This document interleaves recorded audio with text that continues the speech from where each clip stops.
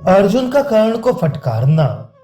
संजय ने कहा, महाराज, एक तो भीमसेन का रथ टूट गया था, दूसरे कर्ण ने उन्हें अपने बागवानों से खूब पीड़ित किया। इससे वे क्रोध के वशीभूत होकर अर्जुन से बोले, धनंजय, सुनते हो ना, तुम्हारे सामने ही कर्ण मुझसे कहता है कि अरे नपुंसक, मूढ़, पेटू, गंवार, बालक और कायर, तू लड़ना छोड़ दे। मेरे विषय में ऐसी बात मुंह से निकालने वाला मनुष्य मेरा वध्य है, इसलिए तुम इसका वध करने के लिए मेरी बात याद रखो और ऐसा उद्योग करो जिससे मेरा वचन मिथ्या ना हो। भीमसेन की बात सुनकर अर्जुन आगे बढ़े और कर्ण के निकट जाकर बोले, पापी कर्ण, तू आप ही अपनी तारीफ किया करता है। संग्राम भूमि में डटे हुए शूरवीरों के दो ही परिणाम होते हैं, जीत या हार। आज युद्ध में सात्विकी ने तुझे रथहीन कर दिया था, तेरी इंद्रियां विकल हो रही थीं, तू मौत के निकट पहुंच चुका था, तो भी तेरी मृत्यु मेरे हाथ से होने वाली है, ये सोचकर ही सात्विकी ने तुझे जीवित छोड़ दिया है। दैव योग से तूने भी महाबली भीमसेन को किसी तरह रथहीन किया है, किंतु ऐसा करके जो तूने उनके प्रति कड़वी बातें कही हैं, वह महान पाप है। ये काम नीच पुरुषों का है। आखिर तू सूत का ही तो पुत्र ठहरा, तेरी समझ गंवारों की सी क्यों ना हो। महापराक्रमी भीमसेन के प्रति तूने जो अप्रिय बातें सुनाई हैं, वे सहन करने योग्य नहीं हैं। सारी सेना देख रही थी, हमारी और श्री कृष्ण की भी उधर ही दृष्टि थी, जबकि आर्य भीम ने तुझे अनेकों बार रथहीन किया था, परंतु उन्होंने तेरे लिए एक बार भी कड़वी जुबान नहीं निकाली। इतने पर भी जो तूने उन्हें बहुत से कटु वचन सुनाई हैं, तथा मेरी अनुपस्थिति में तुम सबने मिलकर जो सुभद्रा नंदन अभिमन्यु का वध किया है, उस अन्याय का अब तुझे शीघ्र ही फल मिलेगा। अब मैं तुझे तेरे सेवक, पुत्र और बंधुओं सहित मार डालूंगा। युद्ध में तेरे देखते देखते तेरे पुत्र वृषसेन का वध करूंगा।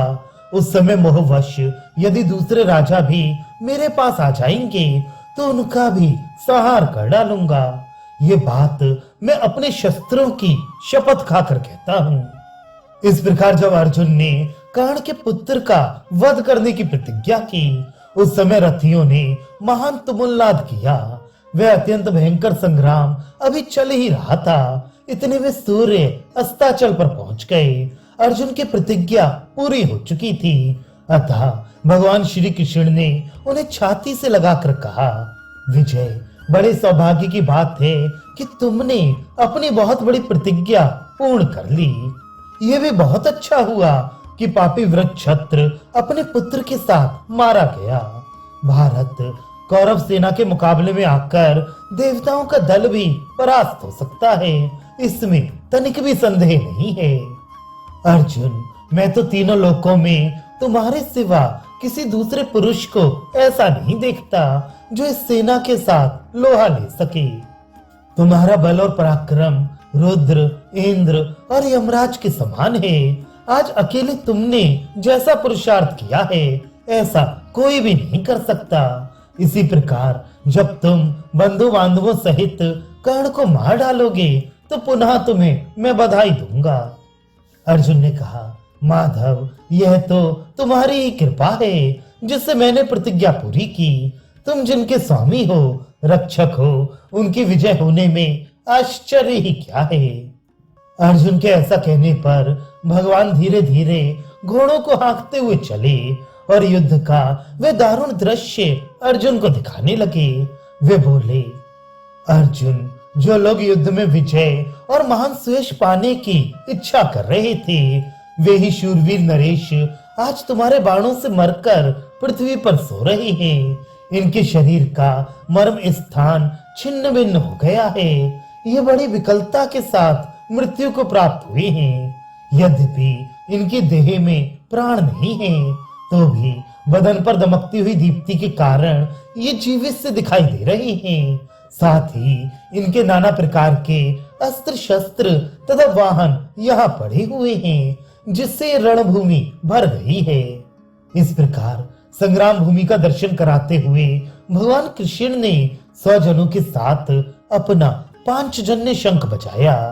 फिर अजात शत्रु राजा युधिष्ठिर के पास जा उन्हें प्रणाम करके कहा, महाराज, सौभाग्य की बात है कि आपका शत्रु मारा गया। इसके लिए आपको बधाई है। आपके छोटे भाई ने अपनी प्रतिज्ञा पूरी कर ली। ये बड़े हर्ष का विषय है। ये सुनकर राजा युधिष्ठिर रथ से कूद पड़े और श्री कृष्ण तथा अर्जुन को गले लगकर मिले। उस समय वे आनंद के उमड़ते हुए आंसुओं से भीग रहे थे। वे बोली, कमल नयन श्री कृष्ण, आपके मुख से ये प्रिय समाचार सुनकर मेरे आनंद की सीमा नहीं है। वास्तव में अर्जुन ने ये अद्भुत काम किया है। सौभाग्य की बात है कि आज मैं आप दोनों महारथियों को प्रतिज्ञा के भार से मुक्त देख रहा हूँ। ये बहुत अच्छा हुआ कि पापी जयद्रथ मारा गया। कृष्ण, आपके द्वारा सुरक्षित होकर पार्थ ने जो जयद्रथ का वध किया है, इससे मुझे बड़ी प्रसन्नता हुई है।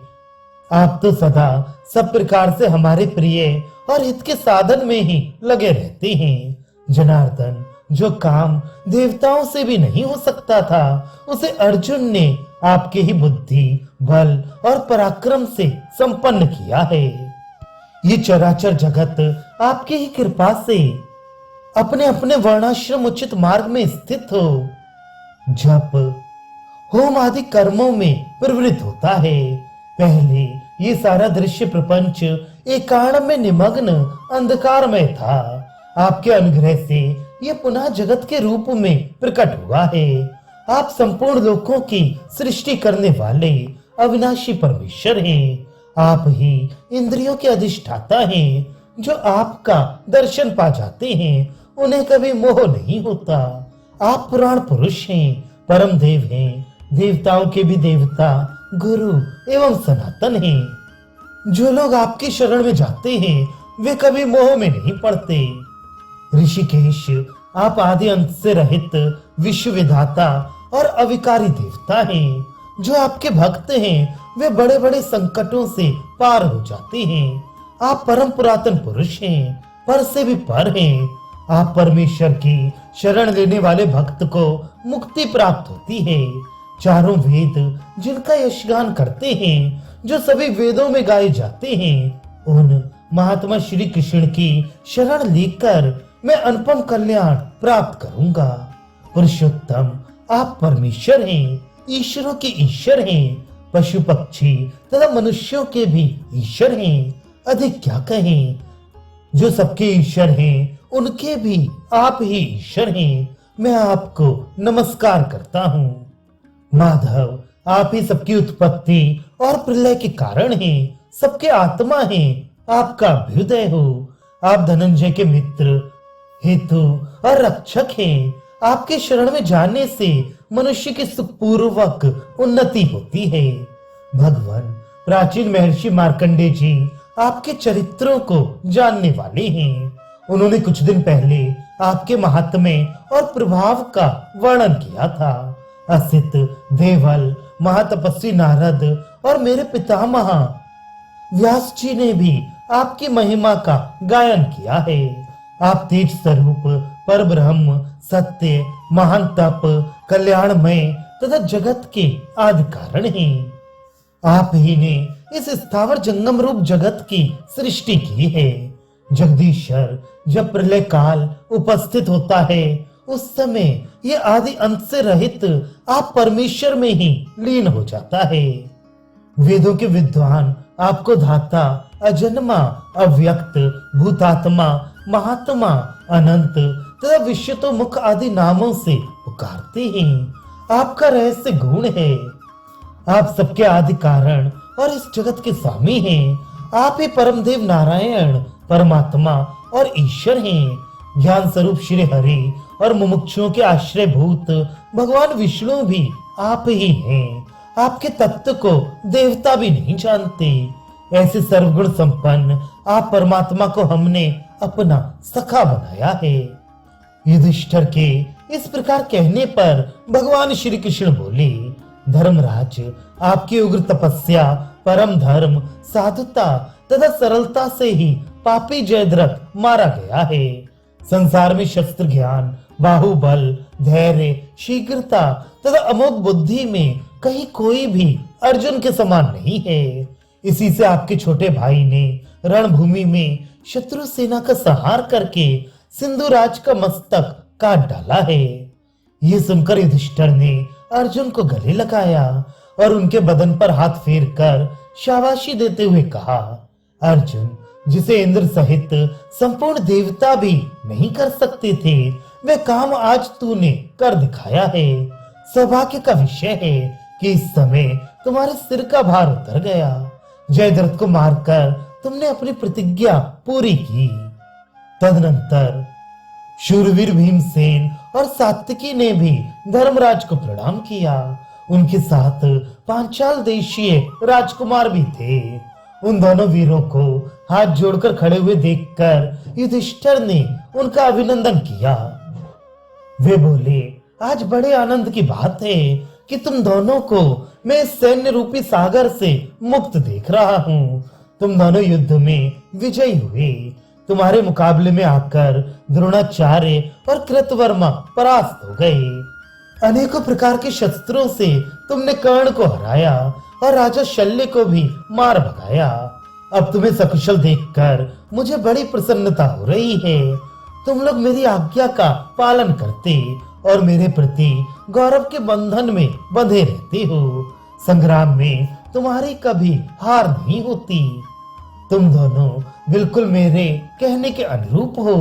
सौभाग्य से ही आज तुम्हें जीते जागते देख रहा हूँ। भीमसेन और सात्विकी से ऐसा कहकर धर्मराज ने उन्हें फिर गले लगाया और आनंद के आंसू बहाने लगे। उस समय पांडवों की संपूर्ण सेना आनंद मग्न हो गई। फिर उसने बड़े उत्साह के साथ युद्ध में मन लगाया।